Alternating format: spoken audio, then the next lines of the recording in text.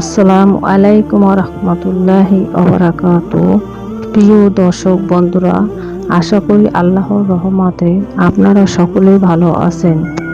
ঋণের জন্য যারা ভালো নেই, ঋণের বোঝায় জর্জরিত হয়ে আছেন, যারা অনেক ঋণগ্রস্ত হয়ে গেছেন, কোনোভাবে ঋণ থেকে মুক্তি পান না, আমাদের ভিডিওটি তাদের জন্য গুরুত্বপূর্ণ। এটি খুবই কার্যকরী আমল নিয়ে হাজির হয়েছি।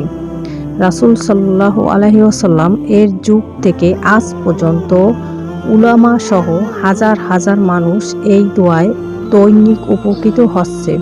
রাসূল সাল্লাল্লাহু আলাইহি ওয়াসাল্লাম এর সহিত হাদিসে এই আমলটি পাওয়া যায়। প্রিয় দর্শক বন্ধুরা, যারা ঋণের ভারে জর্জরিত, একবার করে দেখুন এই আমলটা, দেখবেন আল্লাহ পাক রব্বুল আলামিন কোথা থেকে আপনার ঋণ দূর করে দিচ্ছে আপনি ভাবতেও পারবেন না।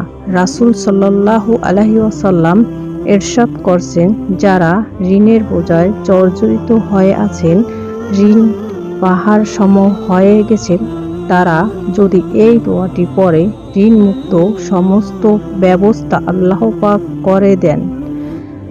দোয়াটি হলো, আল্লাহুম্মা গফিরনি বিহালালিকা আন হারামিকা ওয়া আগনিনি বিফাদলিকা আমান সিওয়াকা। দোয়াটির অর্থ হলো, হে আল্লাহ, হারাম পরিবর্তে তোমার হালাল রিজিক আমার জন্য যথেষ্ট করো, আর তোমাকে ছাড়া আমাকে আর কারো মুখাপেক্ষী করা অনুগ্রহ দ্বারা আমাকে সচ্ছলতা দান করো।